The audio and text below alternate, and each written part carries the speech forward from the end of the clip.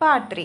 Aishwarya హర్షరషన్ love letter చింపేసి, ఛీ, ఎవడి letter రాసిన చెత్త ఎదవా, వాడికి లెటర్ రాయటం వచ్చా, ఆయన ఏంటి ఇంత చండాలంగా రాశాడు, వాడు నా చేతికి దొరకాలి, వాడికి ఎంత ధైర్యం ఉంటే నన్ను కొండముచ్చు ఇంకా కోతి ఫ్రిడ్జ్లో పెట్టిన ఐసు అని ఇష్టం వచ్చినట్లు రాస్తాడా, అసలు వాడు ఎవడు అని ఆలోచిస్తూ కూర్చుంటుంది. ఎంతలో ఐశ్వర్య ఫోన్కి ఒక అతను కాల్ చేస్తాడు. ఐశ్వర్య ఫోన్లో అతని నెంబర్ చూసి కొంచెం భయంగా అనిపించిన తప్పక కాల్ లిఫ్ట్ చేసి హలో అని అంటుంది. ఏంటి ఐశ్వర్య గారు, మీరు పెళ్లి చేసుకోబోతున్నారంట, ఇంకా మీ కాబోయే భర్త అదే హర్షవర్ధన్ ఇండస్ట్రీస్ ఓనర్ అంట కదా అని దేవ్ వంకరగా మాట్లాడుతాడు. ఐశ్వర్య కోపంగా, నీకెవరు చెప్పారు బావా నేను హర్షవర్ధన్ ఇండస్ట్రీస్ ఓనర్ అయిన హర్ష గారిని పెళ్లి చేసుకుంటున్నాను అని?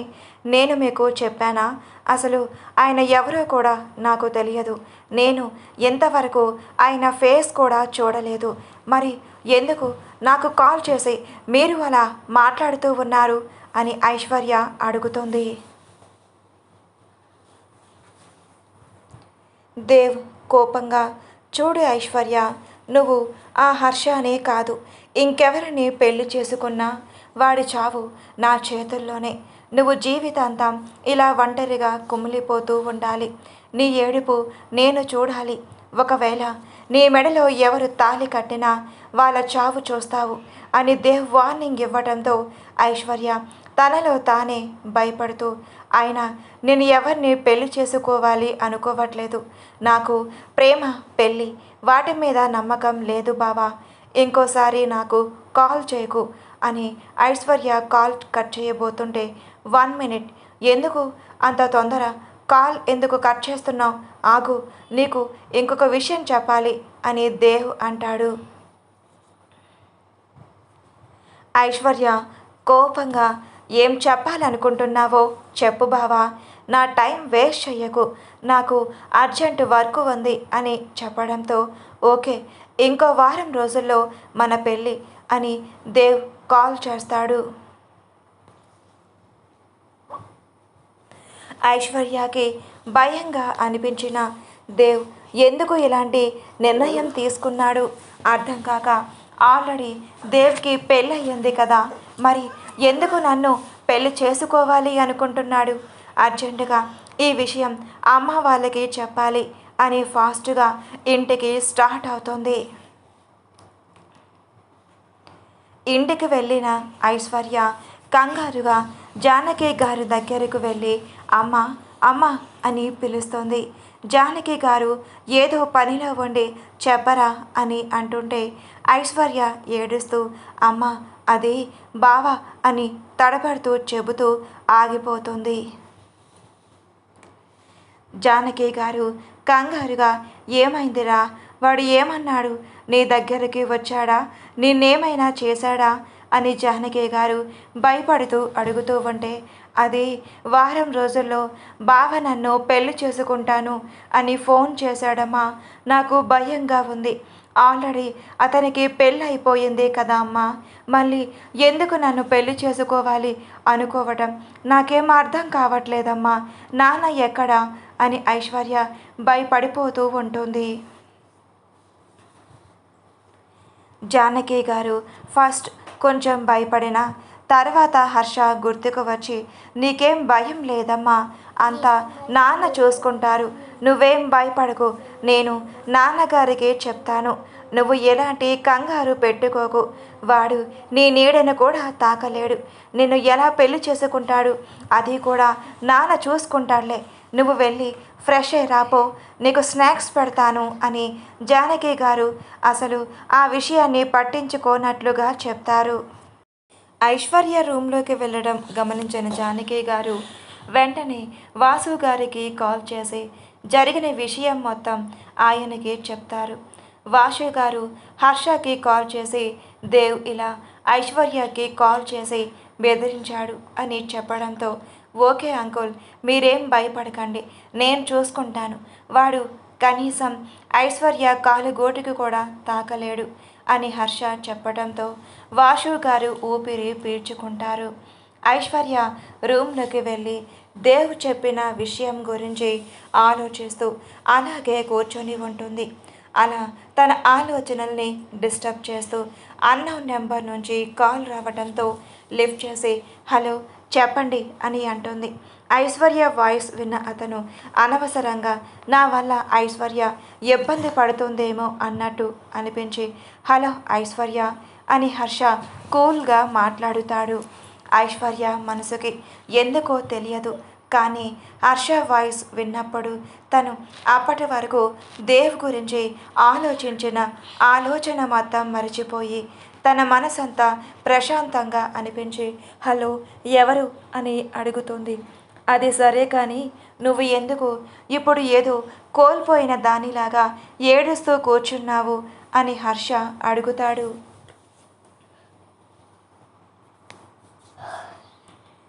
అవును, ఇంతకీ నాకు ఒక డౌట్.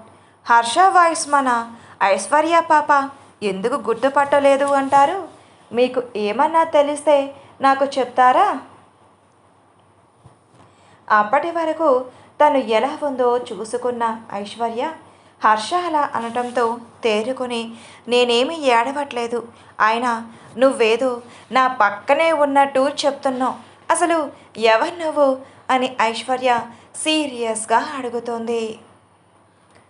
హర్ష గోముగా ఐషు అని పిలవటంతో ఐశ్వర్యకి కోపంగా అనిపించి ఐషు లేదు ఇష్యూ లేదు, నా పేరు ఐశ్వర్య, ఇంకోసారి ఐషు అని పిలిచావంటే నీ తోలు తీస్తా, అయినా ఎవర్రా నువ్వు అని ఐశ్వర్య కోపంగా అరవటంతో అదేంటి నన్ను అప్పుడే మర్చిపోయావా? నీకు రోజు లెటర్స్ రాస్తున్నాను కదా, ఆ మాత్రం కూడా నీకు నేను గుర్తులేనా అని హర్ష చిన్న బొచ్చుకుంటూ అడుగుతాడు. హర్ష ఎప్పుడైతే నీకు లెటర్స్ రాస్తున్నాను అని చెప్పాడో అప్పుడే తన కోపాన్ని ఇంకా రెట్టింపు చేసి వదిలేస్తాడు. ఐశ్వర్య పట్టరాని కోపంతో రే ఇడియట్ చెత్త ఎదవా, నువ్వేనా నాకు లెటర్స్ రాస్తుంది? అసలు నీకు లెటర్స్ రాయటం వచ్చా? ఏంట్రా లెటర్స్? నేను కొండముచ్చు కోతినా?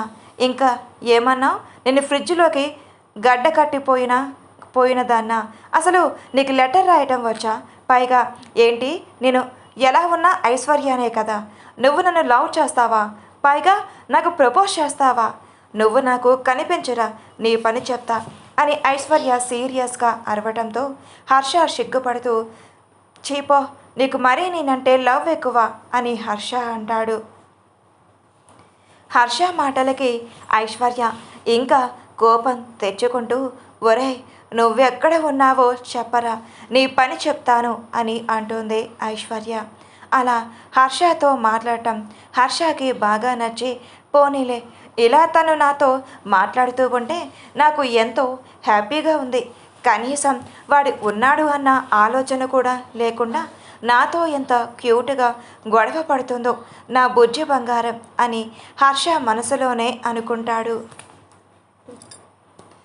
మీ జాగ్రత్త హర్ష బాబు, అసలే మా ఐశ్వర్య ఫైర్ బ్రాండ్, నీ ఇష్టం, నేనైతే అడ్డురాను, ముందుగానే చెప్తున్నాను. హర్ష అదేంటి నువ్వు అలా అంటే ఎలా? నువ్వు నాకు హెల్ప్ చెయ్యాలి కదా, నువ్వే మా ఇద్దరిని కలిపే దేవతవి.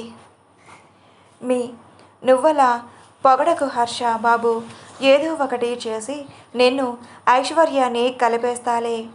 హర్ష థ్యాంక్స్, ముందు ఆ పని చూడు, తర్వాత నాతో సోది పెట్టుకుందువు. ఇంకా వెళ్ళు, నేను ఐశ్వర్యతో మాట్లాడాలి. నువ్వు ఎక్కడ ఉన్నా కూడా నుంచి నాకు ఇంకా తలనొప్పి వస్తుంది. ఏంటి నన్నే ఎంత మాట అంటావా? చూస్తా, నా రివెంజ్ అంతా మా ఐశ్వర్య ద్వారా తీర్చుకుంటాను. ఐశ్వర్య హర్షాన్ని తిట్టడంతో చాలా హ్యాపీగా అనిపించి ఆ ఊహలోనే ఉండిపోతాడు. ఇంతలో ఐశ్వర్య హర్షాని ఒరే చెప్పరా, నిన్నే అడుగుతుంది, ఎక్కడున్నావు అని కోపంగా అంటుంది. హర్ష మనసులోనే అమ్మో ఇది ఎంతలా తిడుతుంది, కనీసం నేను కాబోయే మొగుణ్ణి అన్న రెస్పెక్ట్ కూడా లేదు దీనికి అని అనుకుంటూ, ఆయన దీనికి నేను తెలియదు కదా, అందుకే అలా తిడుతుందిలే అని హర్షకి తనకి తాను సర్ది చెప్పుకొని, ఏంటి ఐషు అంత కోపంగా మాట్లాడుతున్నావు? నువ్విలా అంటే నేను ఫీల్ అవుతా అని గోముగా మాట్లాడటం మొదలుపెట్టాడు హర్ష. ఐశ్వర్య ఇరిటేట్ అవుతూ, చా నీకు చెప్పిన వేస్ట్, అసలు ఎందుకు ఇలా నా వెంట పడుతున్నావు? నీకు బుద్ధి లేదా? అయినా నాకు నువ్వు లెటర్స్ రాయటం నాకు నచ్చలేదు అని కోపంగా చెప్తోంది. సరే ఐషు, నీకు నేను మాట్లాడటం ఇష్టం లేకపోవచ్చు, కానీ నేను నీతో మాట్లాడుతూ ఉంటే నాకు అసలు టైమే తెలియలేదు తెలుసా?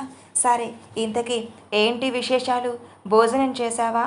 అమ్మా నాన్న ఏం చేస్తున్నారు అని టాపిక్ డైవర్ట్ చేస్తూ మాట్లాడుతాడు. ఐశ్వర్య కోపంగా, అసలు నీకు ఏం తెలుసు అనిరా అడుగుతున్నావు? మా అమ్మా నాన్న నీకు తెలుసా అని కోపంగా అంటుంది ఐశ్వర్య. హర్ష నవ్వుతూ, హా ప్రిన్సెస్, నీ గురించి నాకు తెలియకపోవటం ఏంటి? అయినా నేను నిన్ను పెళ్లి చేసుకోబోతున్న ఆ విషయం నీకు తెలుసా అని హర్ష అంటాడు. ఆ మాటకి ఆశ్చర్యంగా, ఏంట్రా నువ్వు మాట్లాడుతూ ఉన్నది? నువ్వు నన్ను పెళ్లి చేసుకోవటం ఏంటి? అసలు నాకు ప్రేమ పెళ్ళి అంటేనే నమ్మకం లేదు. అలాంటిది నువ్వు పెళ్లి చేసుకుంటా అంటే నేను నీ వెంట వచ్చేస్తాను అని అనుకుంటున్నావా? అసలు నీ అడ్రస్ చెప్పరా, మా డాడీకి చెప్తా అని ఐశ్వర్య వార్నింగ్ ఇస్తుంది. హర్ష నవ్వుతూ, ఓ మావయ్య గారికి చెప్తావా? ఓకే, నాకు నెంబర్ సెండ్ చెయ్యు, డైరెక్ట్గా నేనే మావయ్యతో ముహూర్తాలు పెట్టమని చెప్తాను అని హర్ష అంటాడు.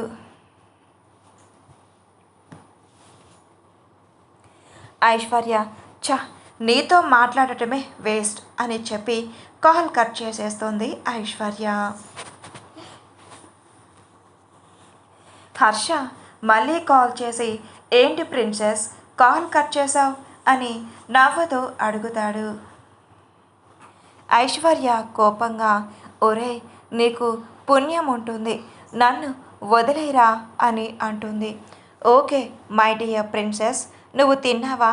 నువ్వు ప్రశాంతంగా తిని బజ్జో అని కాల్ కట్ చేస్తాడు హర్ష. హర్ష కాల్ కట్ చేసి వాసు గారు దేవ్ గురించి చెప్పిన దాని గురించి ఆలోచిస్తూ శ్రీకి కాల్ చేసి, ఎక్కడున్నావురా అని అడుగుతాడు. నేను ఇప్పుడే ఆఫీస్ వరకు అయిపోయిందిరా, ఇంటికి స్టార్ట్ అవుతున్నా అని చెప్పడంతో, ఎక్కడికి? ఇంటికి వచ్చేస్తున్నావా లేకపోతే రూమ్కి వెళ్తున్నావా అని హర్ష అడుగుతాడు. శ్రీ, రూమ్కి వెళ్దాం అనుకుంటున్నాన్రా అని చెప్పడంతో, వద్దురా ఇంటికి రా, నీతో మాట్లాడాలి అని హర్ష చెప్తాడు. హర్ష ఇంటికి వెళ్ళిన తర్వాత సావిత్రి గారిని, వీరేంద్ర గారిని హాల్లోకి పిలిచి, కూర్చోండి, నేను మీతో ఒక ముఖ్యమైన విషయం మాట్లాడాలి అని వాళ్ళతో మాట్లాడుతూ ఉండగా శ్రీ కూడా రావడంతో హర్ష దేవ్ ఐశ్వర్యాన్ని బెదిరించిన విషయం అందరికీ చెప్తాడు. వీరేంద్ర గారు కోపంగా, వాడికి ఎంత ధైర్యం ఉంటే బంగారం లాంటి ఐశ్వర్యాన్ని మళ్ళీ బెదిరిస్తాడు, పెళ్లి చేసుకోవాలి అనుకుంటాడు, అలా వదిలేస్తున్నావేంట్రా, వాడు అంతు చూడకుండా అని వీరేంద్ర గారు కోపంగా అంటారు.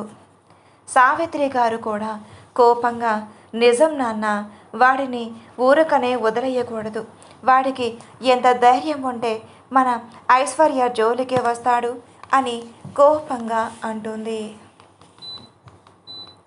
హర్ష శ్రీవంక చూసి, నువ్వేం మాట్లాడవేంట్రా అని అనటంతో, లేదురా, వాడు ఏం ప్లాన్ చేస్తున్నాడో అని ఆలోచిస్తున్నాను, వాడు చేసే ప్లాన్ వల్ల మన ఐశ్వర్యకి ఏమన్నా జరగరానిది జరిగితే చాలా నష్టపోతాం కదా, దాని గురించే తనని ఎలా సేవ్ చేయాలో అని ఆలోచిస్తున్నా అని శ్రీ చెప్తాడు. హర్ష, అది కూడా నిజమేరా అని, ఎలా ఐశ్వర్యాన్ని వాడి నుంచి ఎలా కాపాడాలో అని ఆలోచిస్తూ ఉంటారు.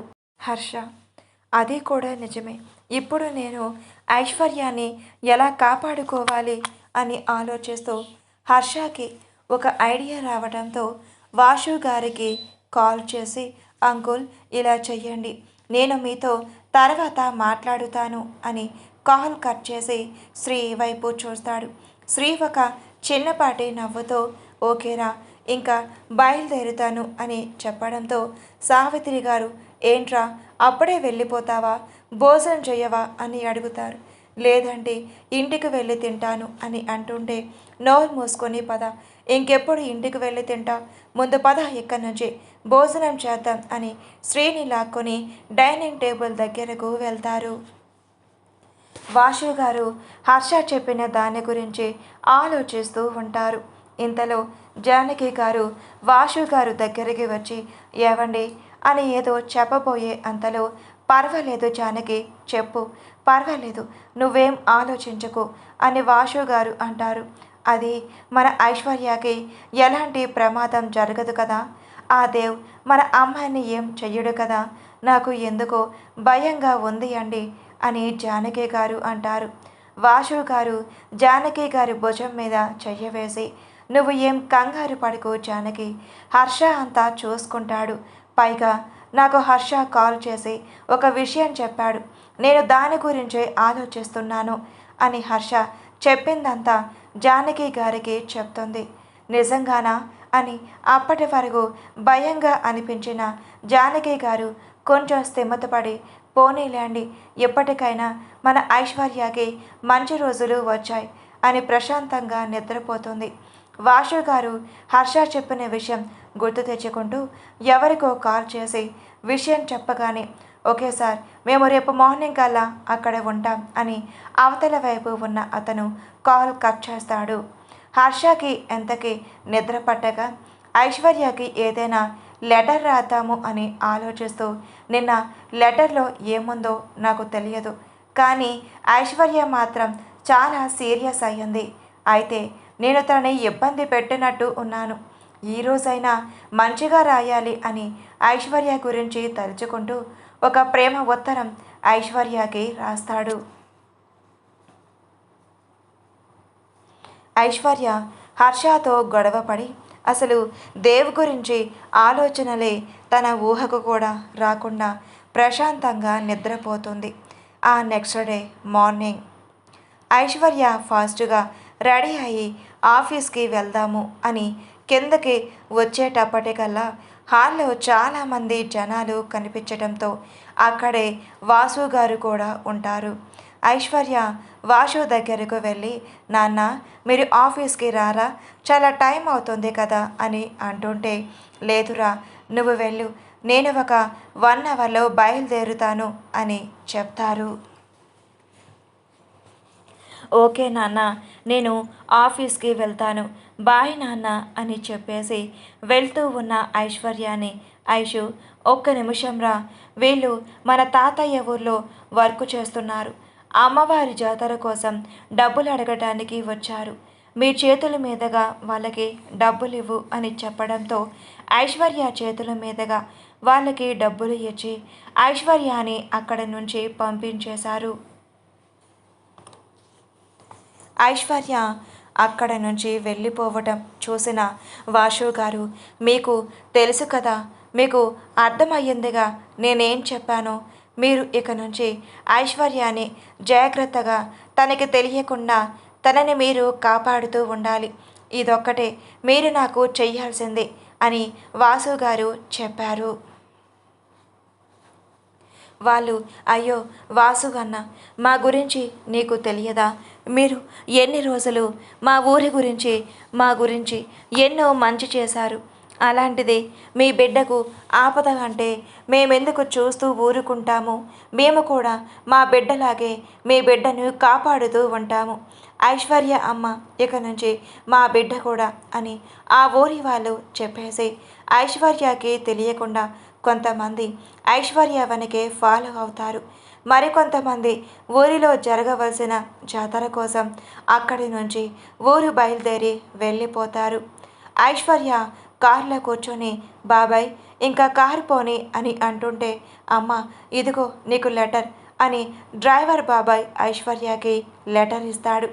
ఐశ్వర్య ఆ లెటర్ తీసుకొని ఏంటి ఇంత పొద్దున్నే వాడు లెటర్ ఇచ్చాడా, అసలు ఎవడు వీడు అని అనుకుంటూ ఐశ్వర్య ఆ లెటర్ ఓపెన్ చేసి అందులో ఉన్నది చదువుతుంది. Hi my dear princess, good morning. నీకోసం ఈ ప్రేమ లేఖ.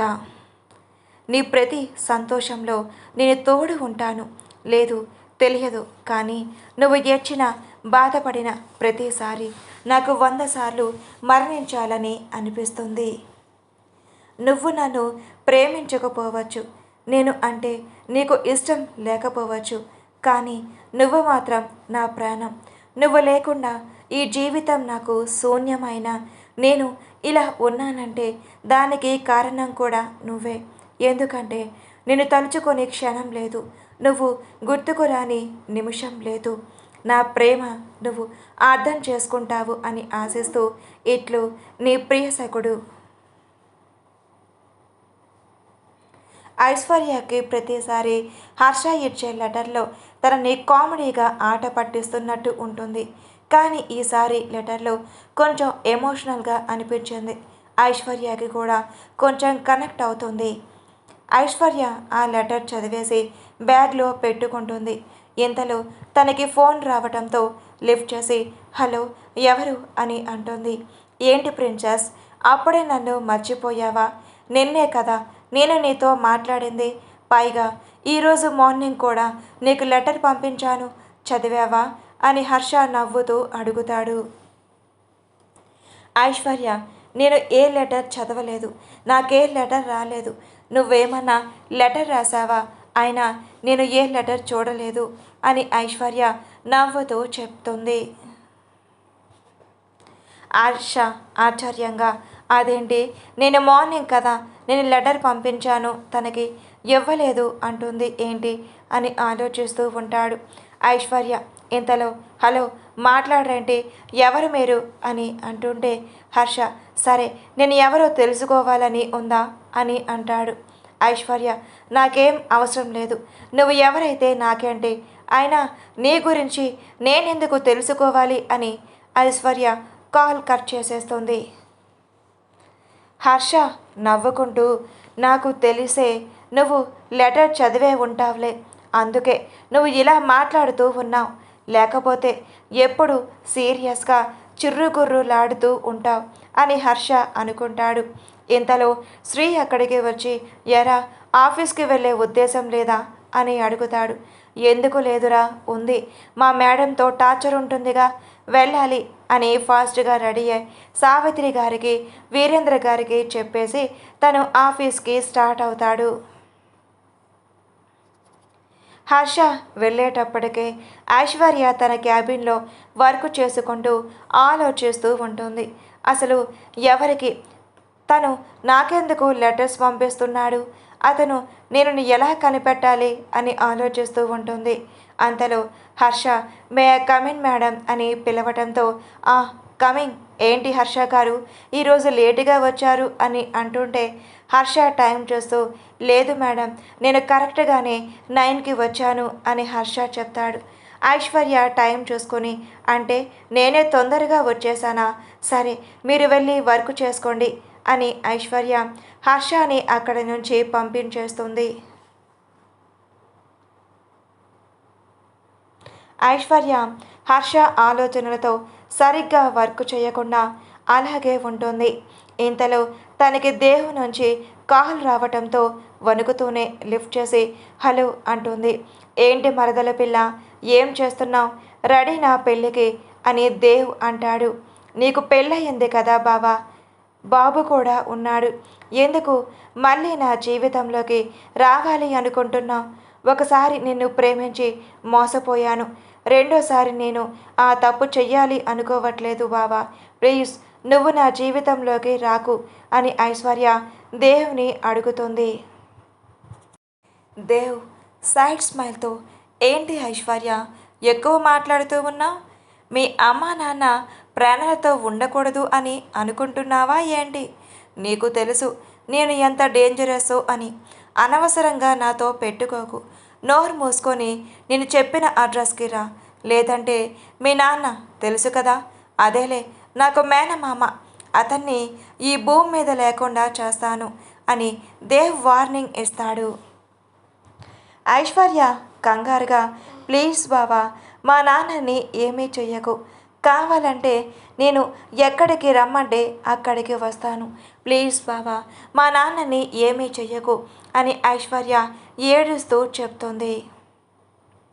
సరే అయితే వెంటనే నా గెస్ట్ హౌస్కి రా, నీకు తెలుసు కదా గెస్ట్ హౌస్ ఎక్కడో అని కాల్ కట్ చేసేస్తాడు దేవ్.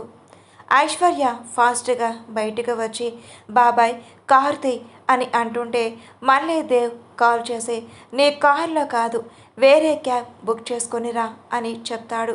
సరే వస్తాను అని ఐశ్వర్య క్యాబ్ బుక్ చేసుకొని దేవ్ ఉన్న గెస్ట్ హౌస్కి వెళ్తుంది. ఐశ్వర్య వెనకే ఫాలో అవుతూ ఉన్న మనుషులు వాసు గారికి కాల్ చేసి ఐశ్వర్య ఒక ఇంటికి వెళ్ళటం చెప్తారు. వాసుకు ఎందుకో కంగారుగా అనిపించి హర్షకి కాల్ చేసి బాబు అని వాళ్ళు చెప్పిన విషయం చెప్తే అది ఆ దేవుగాడి పని అనుకొని సరే అంకుల్ మీరేం కంగారు పడకండి, సాయంత్రంలోపు తను ఇంటికి వస్తే ఓకే, లేదంటే నేనే తను తీసుకొని వస్తాను, మీరు టెన్షన్ పడకండి అని హర్ష కాల్ కట్ చేస్తాడు. హర్ష ఆలోచిస్తూ ఒక వ్యక్తికి కాల్ చేసి హలో అని అంటాడు. చెప్పండి సార్ అని అవతల వైపు ఉన్న వ్యక్తి అంటే నేను కాదు నువ్వే చెప్పాలి, ఏం జరుగుతుంది అక్కడ అని అంటుంటే అది సార్ మరి దేవ్ సార్ ఐశ్వర్య మేడం గారికి కాల్ చేసి బెదిరించారు, ఒకవేళ తను ఇక్కడికి రాకపోతే వాసు గారిని చంపేస్తామని చెప్పారు అని దేవ్ పిఏగా చేస్తున్న రాజు హర్షకి మ్యాటర్ మొత్తం చెప్పేశాడు. హర్ష కోపంగా పిడికిలి బిగించి యారా నువ్వు ఇంతకీ తెగిస్తావా, నేను అనవసరంగా వదిలేస్తున్నాను, ఇక ఐశ్వర్య మీద చిన్న గీత పడ్డా నీ చావు అంచెలకు వెళ్తావు అని అనుకుంటూ హర్ష కూడా దేవ్ గెస్ట్ హౌస్కి స్టార్ట్ అవుతాడు.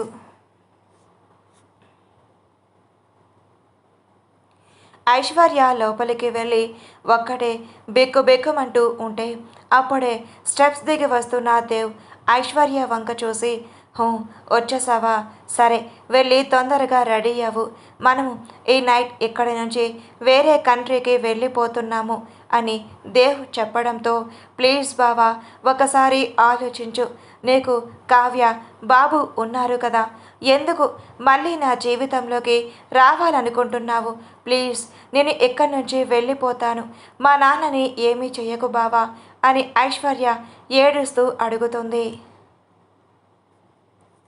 దేవ్ క్రూరంగా నవ్వుతూ ఇదే నేను చూడాలి అనుకుంటున్నాను, నువ్వు లైఫ్ లాంగ్ ఇలా ఏడుస్తూ నరకం అనుభవించాలి, దానికి కారణం కూడా నేనే అయ్యి ఉండాలి, చూస్తాను నువ్వు ఎలా లైఫ్ లాంగ్ సంతోషంగా ఉంటావో అని సర్కాస్టిక్గా అంటూ తనదైన స్టైల్లో ఈవిల్ స్మైల్తో మెట్లు దిగుతూ ఐశ్వర్య దగ్గరకు చేరుకుంటాడు.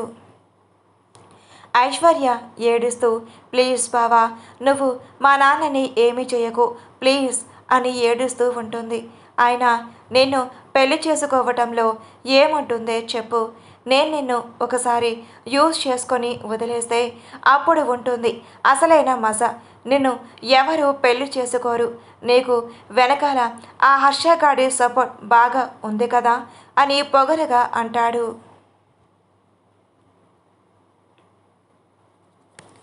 ఐశ్వర్య ప్లీజ్ బావా అలా అనకు, నీకు దండం పెడతాను, నాకు హర్ష అంటే ఎవరు తెలియదు, నేను ఇంతవరకు అతన్ని చూడలేదు అని అంటుంది. అవునా, తెలియకుండానే వాడు నాకు వార్నింగ్ ఇస్తాడా అని అంటాడు.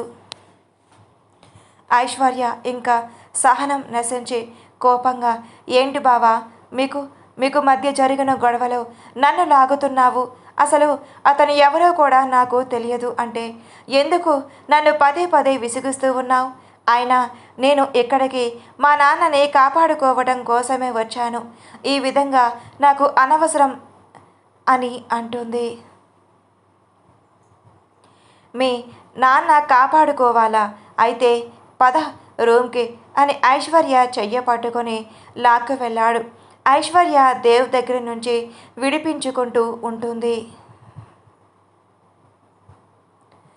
దేవ్ కోపంగా ఐశ్వర్య చెంప మీద కొట్టి తన చెయ్యి పట్టుకొని ఈడ్చుకొని వెళ్తూ ఉంటాడు.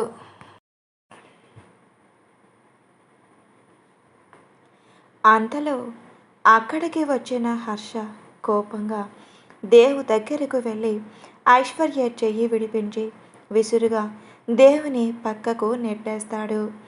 హర్షని అక్కడ ఊహించని ఐశ్వర్య అలాగే చూస్తూ ఉండిపోతుంది. హర్ష కోపంగా దేవ్ మీదకు వెళ్తూ, నీకు ఎంత ధైర్యం ఉంటే నా ఐశ్వర్య మీదే చెయ్యి వేస్తావు అని హర్ష కోపంగా తన లెగ్స్తో గుండెల మీద బలంగా తంతాడు. దేవ్ కొన్ని అడుగుల దూరంలో వెళ్ళి పడిపోతాడు. హర్ష దేవ్ కింద పడటం చూసి ఐశ్వర్య దగ్గరకు వెళ్ళి, ఎప్పుడు మీకు అంతా బాగానే ఉందా మేడం అని అడగటంతో ఐశ్వర్య ఆశ్చర్యంగా, నువ్వేంటి ఇక్కడ అని టెన్షన్ పడుతూ అడుగుతూ ఉంది.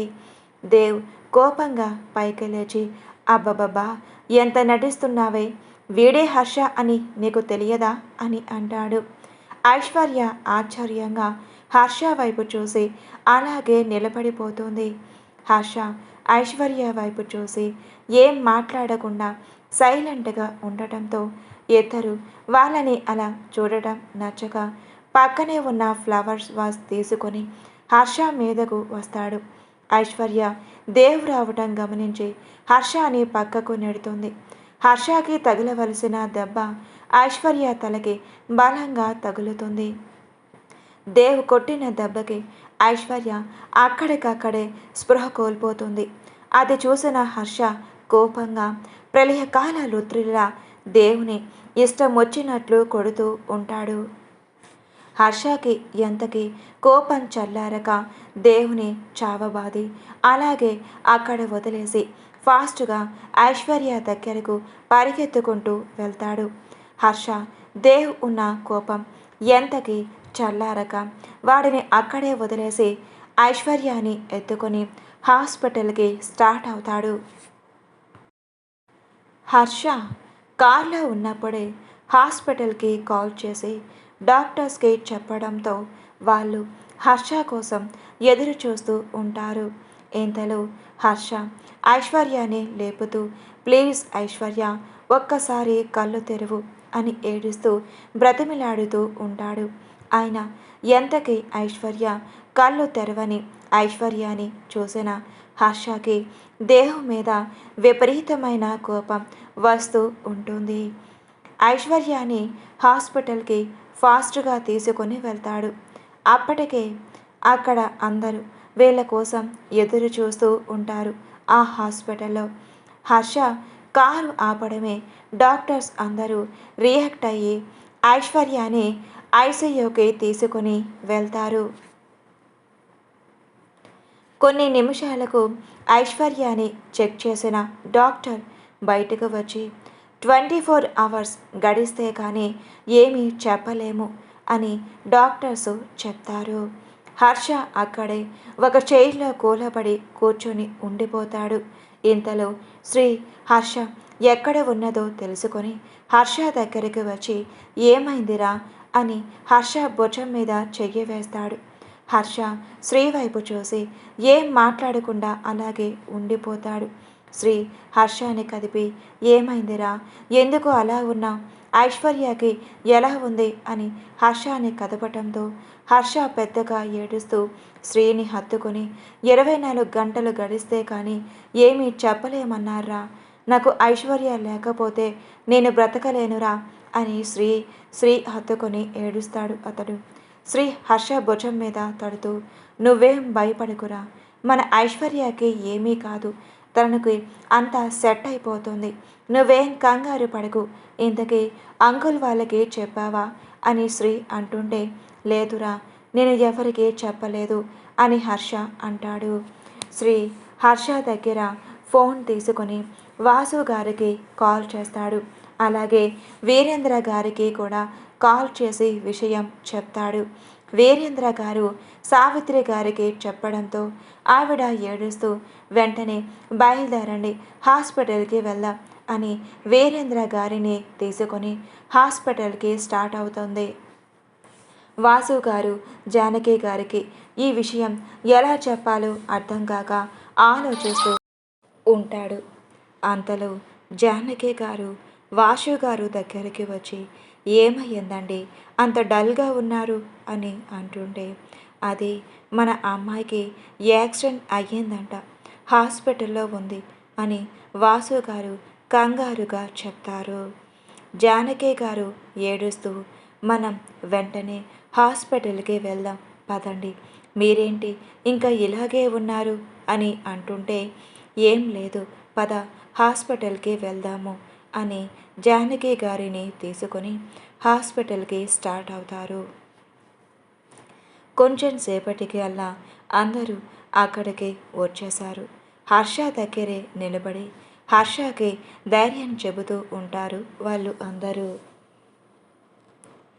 కానీ హర్ష బాధ ఎవరికి చెప్పలేక తనలో తానే బాధపడుతూ అలాగే శూన్యంలోకి చూస్తూ ఉంటాడు. అయితే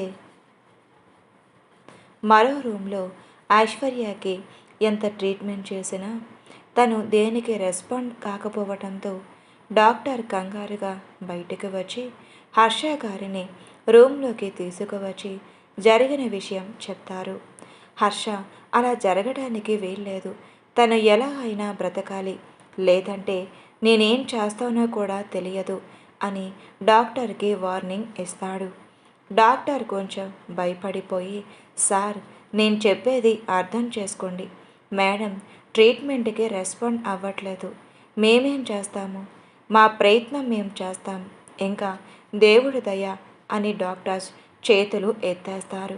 హర్ష ఐశ్వర్య ఉన్న రూమ్లోకి వెళ్ళి తన చేతిని 2 చేతుల్లోకి తీసుకొని తన ఫేస్కి ఆనించుకొని పెద్దగా ఏడుస్తాడు. కొంచెం సేపటికి హర్ష స్థిమితపడి, ఐశ్వర్య నేను మాట్లాడేది నీకు వినిపిస్తుందా అని అంటాడు. ఐశ్వర్య ఎలాంటి కదలిక లేకుండా అలాగే పడుకొని ఉంటుంది. హర్ష ఇంకా పెద్దగా నీకు వినిపిస్తుంది అని నేను అనుకుంటున్నాను, నేను చెప్పేది నువ్వు జాగ్రత్తగా విను, నువ్వంటే నాకు చాలా ఇష్టం, నువ్వు నా ప్రాణం, నువ్వు తొందరగా కోలుకుంటే మన ఇద్దరం పెళ్లి చేసుకుందాం, నువ్వు లేకుండా నేను బ్రతకలేను, నువ్వు నా కోసమైనా తిరిగి రావాలి అని హర్ష పెద్దగా చెప్తాడు. ఐశ్వర్య హర్ష మాటలకి రెస్పాండ్ అవుతూ తన చెయ్యిని కదిలిస్తూ ఉంటుంది. హర్ష డాక్టర్ని పెద్దగా అరుస్తాడు. డాక్టర్ పరుగున వచ్చి ఐశ్వర్యాని చెక్ చేస్తూ, మీరు తనతో మాట్లాడుతూ ఉండండి, తను ట్రీట్మెంట్కి రెస్పాండ్ అవుతుంది అని డాక్టర్స్ చెప్పడంతో హర్ష తనతో మాట్లాడుతూ ఉంటాడు. అలా 1 గంటకి ఐశ్వర్య స్పృహలోకి వస్తుంది. హర్ష సంతోషంగా తన నుదుటి మీద ముద్దు పెట్టి, థ్యాంక్స్ రా, నా కోసం నువ్వు తిరిగి వచ్చావు అని తన ఏడుపుని కంట్రోల్ చేసుకుంటూ చెప్తాడు. ఐశ్వర్య అయోమయంగా చూస్తూ ఉంటుంది హర్ష వైపు. డాక్టర్స్ తనని చెక్ చేసి బయటకు వెళ్ళి వాసు గారితో తనకి స్పృహ వచ్చింది అని చెప్పడంతో అందరూ ఐశ్వర్య దగ్గరకు వస్తారు. ఐశ్వర్యకి ఏమీ అర్థం కాక చుట్టూ చూస్తూ ఉంటుంది.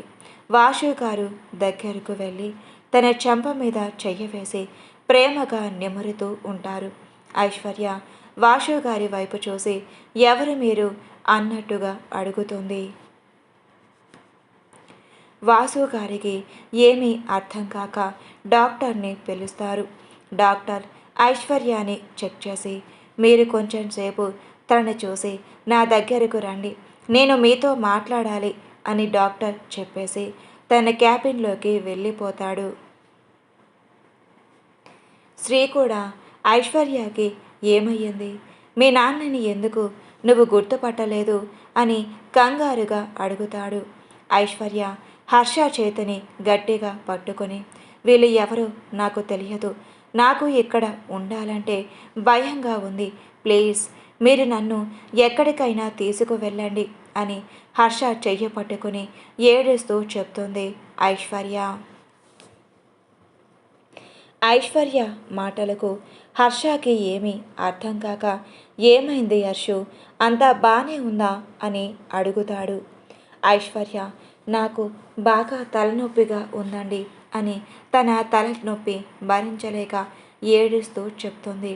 సరే, నువ్వు ముందు కొంచెం సేపు రెస్ట్ తీసుకో, మేము అందరం బయట వెయిట్ చేస్తాము అని హర్ష ఐశ్వర్య చెయ్యి వదలకపోతూ ఉంటే, వద్దు, మీరు ఇక్కడే ఉండండి, నాకు భయంగా ఉంది అని ఐశ్వర్య అంటుంది. సరే, నేను ఇక్కడే ఉంటాను, నువ్వు రెస్ట్ తీసుకో అని హర్ష అందరి వైపు చూసి బయటకు వెళ్ళమన్నట్టుగా సైగ చేస్తాడు. అందరూ హర్ష మాటను పాటిస్తూ అక్కడి నుంచి బయటకు వెళ్ళిపోతారు. కొంచెం సేపటికి ఐశ్వర్య దగ్గరే కూర్చొని తనని నిద్రపుచ్చి బయటకు వచ్చిన హర్ష డాక్టర్ క్యాబిన్కి వెళ్తూ కనిపిస్తాడు. వాసు గారు ఇంకా శ్రీ వీరేంద్ర గారు వీళ్ళు కూడా డాక్టర్ క్యాబిన్ దగ్గరకు వెళ్తారు. డాక్టర్ గారి క్యాబిన్లో సీరియస్గా ఏదో చూస్తూ ఉంటారు.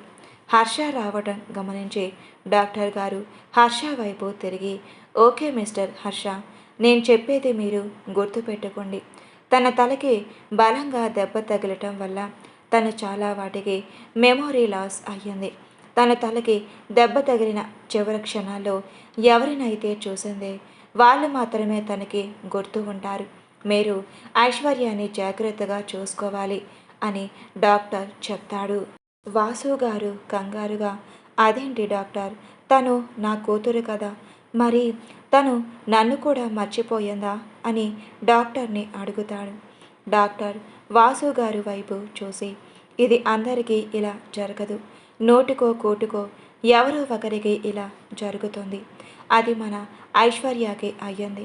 మీరు తన పేరెంట్స్ అని తనకి చెప్పండి. తను ఎలా రెస్పాండ్ అవుతుందో దాన్ని బట్టి మీరు తనని గాజు బొమ్మలా ట్రీట్ చేయండి. తను ఎప్పుడు ఎవరి దగ్గర అయితే సేఫ్గా ఉండాలి అనుకుంటుందో తన దగ్గర మాత్రమే ఉంచండి అని డాక్టర్ చెప్తాడు. అందరూ ఐశ్వర్య దగ్గరకు వెళ్తారు. అప్పటికే తనని రూమ్కి షిఫ్ట్ చేసి ఉంచుతారు.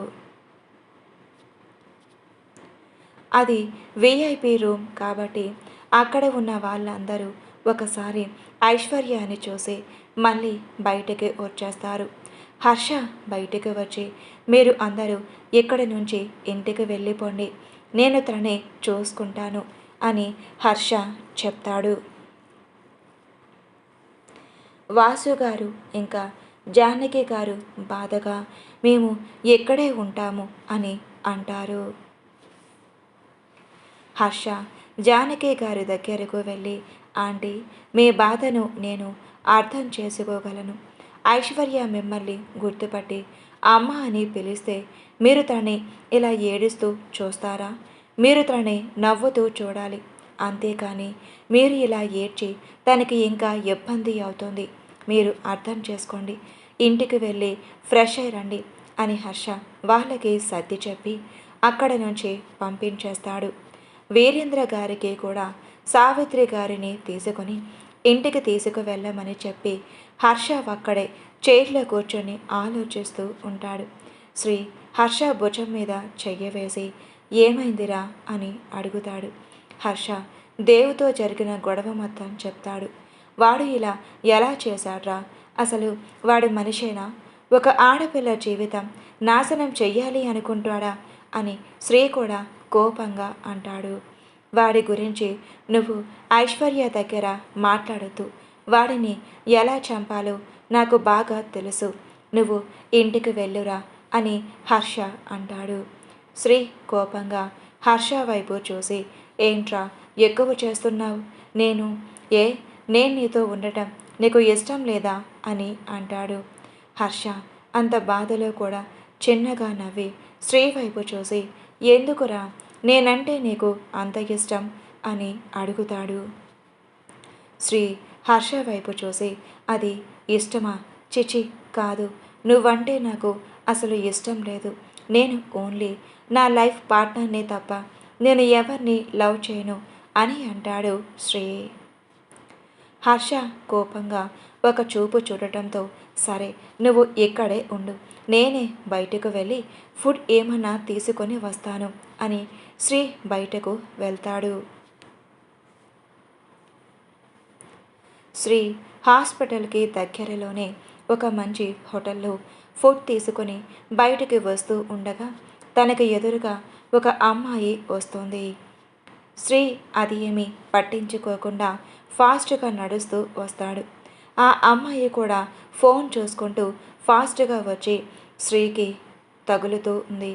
శ్రీ కోపంగా, ఏయ్ కళ్ళు కనిపించట్లేదా అని ఆ అమ్మాయి వైపు చూసి అలాగే నిలబడిపోతాడు. ఆ అమ్మాయి శ్రీ వైపు చూసి, సారీ అండి చూసుకోలేదు అని చెప్పేసి అక్కడ నుంచి ఫాస్ట్గా వెళ్ళిపోతుంది. శ్రీ అమ్మాయిని, ఏ అమ్మాయి ఆగు అని పిలుస్తాడు. అయినా ఆ అమ్మాయి మళ్ళీ వెనక్కి తిరిగి చూస్తే ఎక్కడ గొడవ పెట్టుకుంటాడు అని ఫాస్ట్గా ఆగకుండా వెళ్ళిపోతుంది. శ్రీ వెళ్తున్న అమ్మాయి వైపు చూసి, మళ్ళీ నాకు కనిపించకుండా పోతావా, అప్పుడు చెప్తా నీ పని. ఆయన ఈ అమ్మాయి అంటే చాలా అందంగా ఉంది, కొంపదీసి ఈ శ్రీగాడు లవ్లో పడ్డాడా ఏంటి అని తనలో తానే మురిసిపోతూ అక్కడి నుంచి హాస్పిటల్లోకి స్టార్ట్ అవుతాడు. శ్రీ వెళ్ళేటప్పటికే హర్ష ఐశ్వర్య దగ్గర కూర్చొని తన వెన్ను నిమురుతూ ఉంటాడు. శ్రీ హర్ష భుజం మీద చెయ్యవేసి, ఏమైందిరా అని అడుగుతాడు.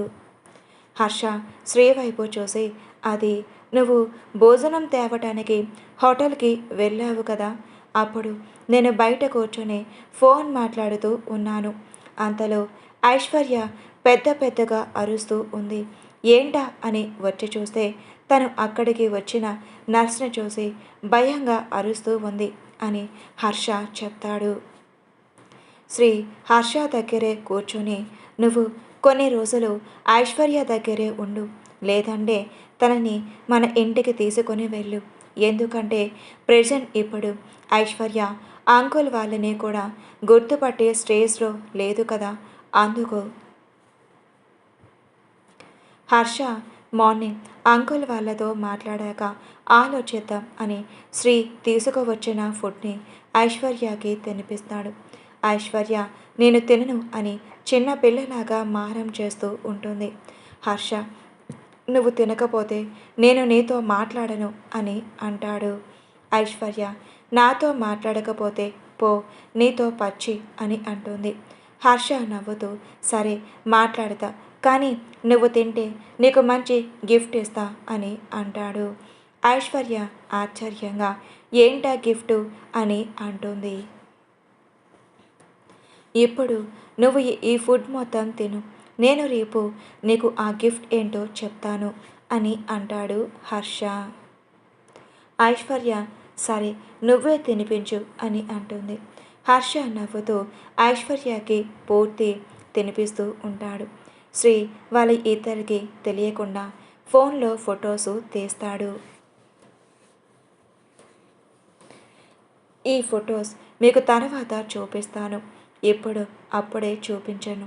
ఎందుకంటే ఇప్పుడు చూపించాను అంటే ఈ హర్షగాడు నా వీపు విమానం మోత మోగిస్తాడు. ఈ సిచ్యువేషన్లో ఫోటో ఎందుకు తీశావు అని శ్రీ అక్కడి నుంచి బయటకు వెళ్ళిపోతాడు. హర్ష ఐశ్వర్యకి తినిపించి తనకి ట్యాబ్లెట్స్ వేసి నిద్రపుచ్చుతాడు. ఐశ్వర్య హర్ష చెయ్యి గట్టిగా పట్టుకొని నిద్రపోతుంది. ఐశ్వర్య నిద్రపోయింది అని నిర్ధారించుకొని బయటకు వచ్చిన హర్ష శ్రీ వైపు చూస్తాడు. శ్రీ ఏదో ఆలోచిస్తున్నట్టుగా ఉండటంతో, ఏమైందిరా, ఏం ఆలోచిస్తున్నావు అని అడుగుతాడు హర్ష. ఏం లేదురా, నాకు ఇందాక హోటల్లో ఒక అమ్మాయి కనిపించింది, తను చాలా బాగుంది అని అంటాడు శ్రీ. హర్ష శ్రీ వైపు చూసి, ఏమైందిరా, ఏంటి నువ్వేదో అంటున్నావు అని మళ్ళీ అడుగుతాడు. శ్రీ తడబడుతూ, ఏం లేదురా, రేపు ఐశ్వర్యకి ఏదో గిఫ్ట్ ఇస్తా అన్నావు, ఏంటో చెప్పు, నేను తీసుకువస్తాను అని అంటాడు. రేపు నువ్వు నేను చెప్పిన పని చెయ్యు. ఐశ్వర్యాని రేపు ఇక్కడి నుంచి ఇంటికి తీసుకు వెళ్ళకముందే నేను అంకుల్ అంటే వాళ్ళతో ఇంకా అమ్మ నాన్నతో మాట్లాడాలి అని అంటాడు హర్ష. శ్రీ హర్ష వైపు అలాగే చూస్తూ, ఏం చెయ్యాలనుకుంటున్నావురా అని అడుగుతాడు. నేను ఐశ్వర్యాని పెళ్లి చేసుకోవాలి అనుకుంటున్నాను అని హర్ష చెప్తాడు. శ్రీ ఆశ్చర్యంగా, అదేంట్రా, తనని ఈ సిచ్యువేషన్లో పెళ్లి చేసుకోవటం ఏంటి అని అంటాడు. ఐశ్వర్యాని ఒంటరిగా వదలాలి అంటే భయంగా ఉందిరా, పైగా ఇప్పుడు నేను ఆ దేవుని చావగొట్టాను. వాడు ఐశ్వర్య మీద పగ తీర్చుకోవటానికి ఏమైనా చెయ్యవచ్చు. వాసు గారి మీద నమ్మకం ఉంది, కానీ నేను ఐశ్వర్యాని ఇక్కడ వదిలిపెట్టాలని ఆలోచించట్లేదు. తనని పెళ్లి చేసుకొని నా భార్యగా ఇంటికి తీసుకురావాలని అనుకుంటున్నాను అని హర్ష అంటాడు శ్రీతో. నీ ఆలోచన బాగానే ఉందిరా, కానీ ఇప్పుడు ఐశ్వర్య కండిషన్ అంత మంచిగా లేదు కదా, మరి ఆంటీ వాళ్ళు మీ పెళ్ళికి ఒప్పుకుంటారో లేదో అని ఆలోచిస్తున్నా అని అంటాడు శ్రీ. మీ అందరికీ ముందే తెలుసు కదా, నేను ఐశ్వర్యాని నా ప్రాణం కంటే ఎక్కువగా ప్రేమిస్తున్నాను అని. తను లేకుండా నేను నిమిషం కూడా ఉండలేను. ఎన్నాళ్ళు అంటే తను సేఫ్గా ఉంది కాబట్టి నేను తనకి దూరంగా ఉన్నా, కానీ ఇప్పుడు తన లైఫ్ డేంజర్లో ఉంది. నేను తనని ఇలాంటి పరిస్థితుల్లో వదిలి ఉండాలని అనుకోవట్లేదు. అందుకే నేను తనని పెళ్లి చేసుకోవాలని నిర్ణయించుకున్నాను అని హర్ష చెప్తాడు. సరేరా, రేపు మార్నింగ్ ఆంటీ వాళ్ళు వస్తారుగా, అప్పుడు వాళ్ళు ఏమంటారు దాన్ని బట్టి నీ నిర్ణయం తీసుకో అని అంటాడు శ్రీ. హర్ష ఆలోచిస్తూ సరే అన్నట్లుగా తల ఊపుతాడు. ఇంటికి వెళ్ళిన వాసుగారు అలాగే సోఫాలో కూలబడి తన బాధ ఎవరికి చెప్పుకోవాలో అర్థం కాక అలాగే కూర్చొని ఉండిపోతారు. జానకి గారు వాసు గారి భుజం మీద చెయ్యవేసి ఏవండి అని పిలవటంతో జానకిని తన పక్కన కూర్చోబెట్టుకొని సోఫాలో పడుకొని జానకి గారి ఒళ్ళు తలపెట్టుకొని ఏడుస్తారు. జానకి గారికి కూడా ఏడుపు ఆగకపోవటంతో ఏమండి ప్లీజ్ మీరు అలా ఏడవకండి, మీరు ఇలా ఏడిస్తే నాకు ఎవరు ధైర్యం చెప్తారు అని జానకి గారు బాధగా అంటారు.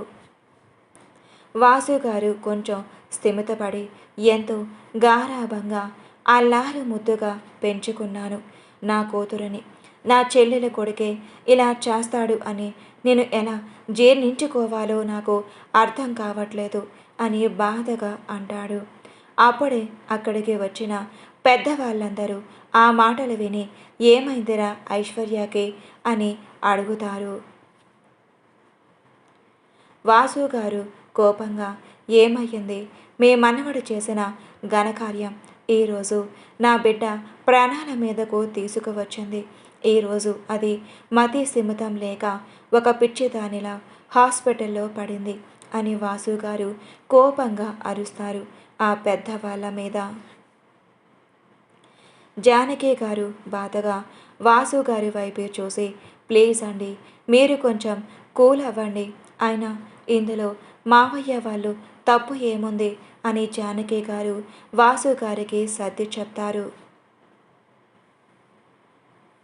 ఆయన వాసు గారు జానకి గారి మాటలు ఏమీ పట్టించుకోకుండా అవును జానకి, మనం చేసిన తప్పేంటి అంటే తల్లి తండ్రి ఇంకా అత్తమామ అని వీళ్ళకి విలువ ఇచ్చి వాడికి ఇచ్చి పెళ్లి చెయ్యాలి అనుకున్నాం. వాడు పెళ్లి పీటల మీదే దాన్ని మోసం చేసి 3 సంవత్సరాలు దాన్ని పిచ్చిదాన్ని చేశాడు. ఇప్పుడు అది కొంచెం మనుషుల్లో తిరుగుతుంది అని అనుకున్నాక దాన్ని పూర్తిగా పిచ్చిదాన్ని చేశాడు.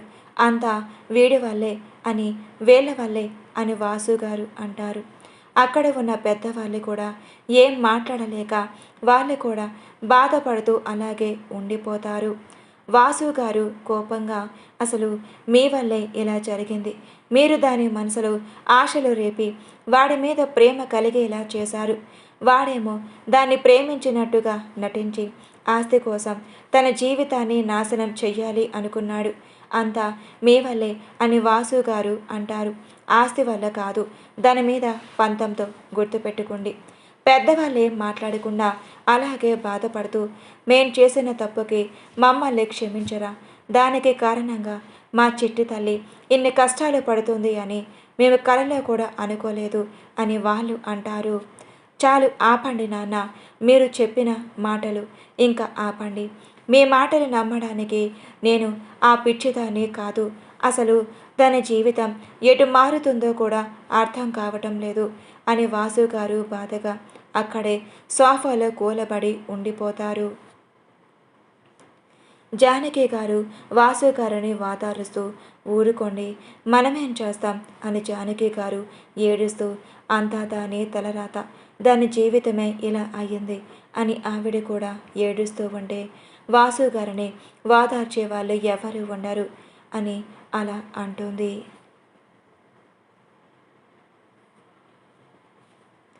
హర్ష వాసు గారికి ఫోన్ చేసి, అంకుల్, నేను మీతో మాట్లాడాలి అని అంటాడు. వాసు గారు, ఒక్క నిమిషం బాబు అని అక్కడ ఉన్న అందరి వైపు చూసి పక్కకు వచ్చి, చెప్పు బాబు అని అంటారు. అది అంకుల్, నేను రేపు ఐశ్వర్యాన్ని పెళ్లి చేసుకోవాలి అని అనుకుంటున్నాను. మీకు ఇష్టమైతేనే అని హర్ష అడుగుతాడు వాసు గారిని. వాసు గారు బాధగా, వద్దు బాబు, అసలే దాని పరిస్థితి బాగోలేదు. పైగా తనకి ఎప్పుడు మతి స్థిమితం కూడా లేదు. తనని పెళ్లి చేసుకొని మీరు ఇంకా ఇబ్బందులు పడవద్దు. నా కూతురుని విదేశాలకు తీసుకువెళ్ళినా నేను బాగుపరుచుకుంటాను. మీరు వేరే మంచి అమ్మాయిని చూసుకొని పెళ్లి చేసుకోండి అని వాసు గారు తన మనసులోని బాధను బయటపట్టలేక అంటారు.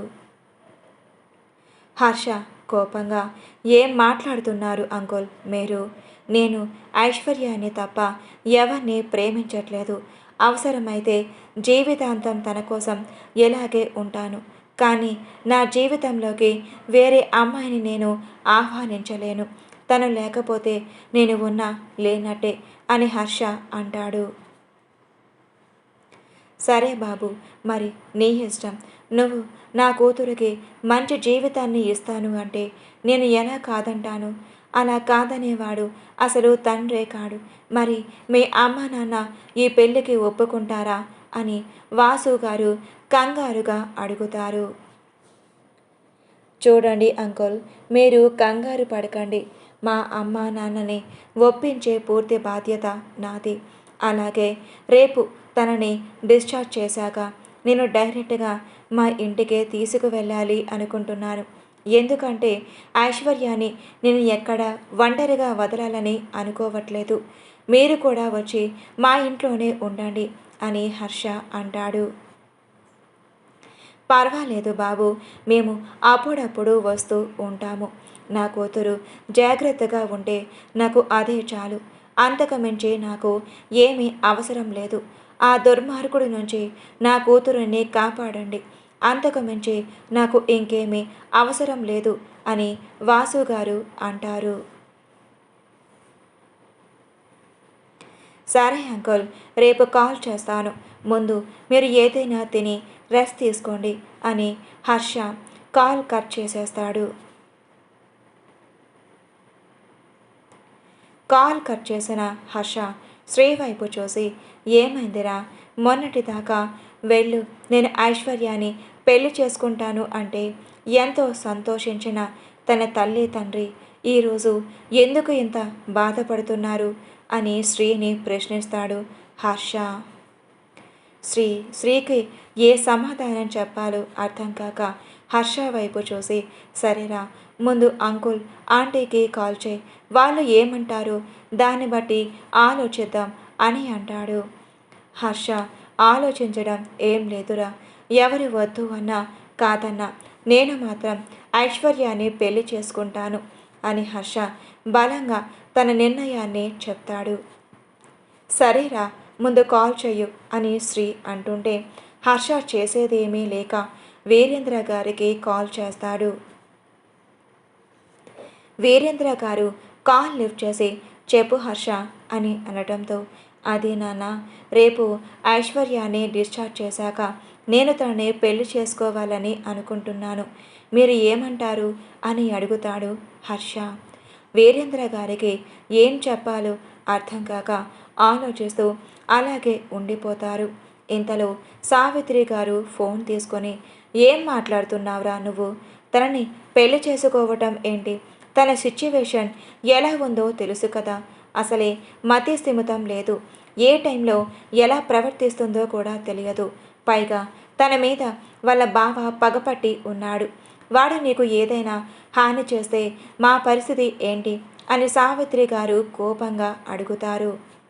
హర్ష ఆశ్చర్యంగా, ఏం మాట్లాడుతున్నావమ్మా నువ్వు, తను ఒక ఆడపిల్ల, పైగా నేను ప్రేమించిన అమ్మాయి, తనని దూరం చేసుకోమని నువ్వు ఎలా నాకు చెప్తున్నావు, తను మంచిగా ఉన్నప్పుడు తనే నా ఇంటి కోడలు అని నువ్వు నాకు చెప్పి ఎప్పుడు ఇంటి కోడల్ని చేస్తావు అని అడిగిన నువ్వేనా ఇలా మాట్లాడుతుంది, అదే ప్లేస్లో నీ కూతురు ఉంటే నువ్వు తనని ఇలా వదిలేస్తావా అని హర్ష అడుగుతాడు. చూడు హర్ష, నా కొడుకు జీవితం నాకు ఇంపార్టెంట్, నువ్వు ఇప్పుడు తను ఉన్న సిచ్యువేషన్కి తనని పెళ్లి చేసుకోవటం నాకు ఇష్టం లేదు, అంతకు మించి ఇంకొక మాట నేను నీకు చెప్పాలని అనుకోవట్లేదు అని అంటుంది సావిత్రి. అయితే నా డెసిషన్ కూడా వినమ్మా, నేను ఐశ్వర్యాన్ని తప్ప ఎవరిని పెళ్లి చేసుకోవాలని అనుకోలేదు, అలాగే తనని పెళ్లి చేసుకొని మన ఇంటికి తీసుకురాకుండా వేరే ఇంట్లో మేము ఉంటాం అని హర్ష సమాధానం చెప్తాడు. సావిత్రి గారు కోపంగా, ఏం మాట్లాడుతున్నావో అర్థమవుతుందా నీకు, మేము బ్రతికి ఉండగా నువ్వు వేరే ఇంట్లో ఉంటావా, అది ఆ పిచ్చిదాన్ని పెళ్లి చేసుకొని అని సావిత్రి గారు కోపంగా అంటారు. హర్ష కోపంగా, అమ్మ, ఇంకొకసారి ఐశ్వర్యాన్ని పిచ్చిది అంటే ఊరుకోను, తనని ఎలాగో బాగు చేసుకోవాలో నాకు తెలుసు, అంతకు మించి మీరు ఇంకొక మాట మాట్లాడవద్దు, నేను ఐశ్వర్య లేకుండా ఉండలేను, ఆ విషయం మీకు తెలుసు, రేపే నాకు ఐశ్వర్యకే పెళ్ళి, మీరు ఇష్టపూర్వకంగా ఈ పెళ్ళి జరిపించాలి అని హర్ష అంటాడు. సావిత్రి గారు ఇంకా ఏం మాట్లాడలేక అలాగే ఉండిపోతే వీరేంద్ర గారు ఫోన్ తీసుకొని, సరే హర్ష, నీకు నచ్చినట్లే చెయ్యు, ఒక ఆడపిల్ల జీవితం నీ వల్ల మంచిగా అవుతుంది అంటే నేను నీకు సపోర్ట్ చేస్తాను, మీ అమ్మ మాటలు ఏమీ పట్టించుకోకు, తను ఇప్పుడు కొంచెం బాధలోనూ అలాగే కోపంలోనూ ఉంది, నువ్వు తన మాటలు ఏమీ పట్టించుకోకు, తను నార్మల్ అయితే తనే ఐశ్వర్యాన్ని బాగా చూసుకుంటుంది అని వీరేంద్ర గారు అంటారు.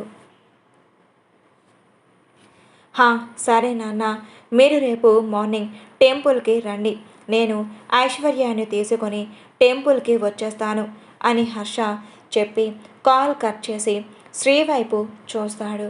శ్రీ సావిత్రి గారి మాటలకు బాధపడిన హర్షకి ఏం చెప్పాలో అర్థం కాక, సరేరా, ఎలా జరగాలో అలాగే జరుగుతుంది, రేపు మాత్రం నువ్వు చాలా స్ట్రాంగ్గా ఉండు అని హర్షకి ధైర్యం చెప్తాడు శ్రీ.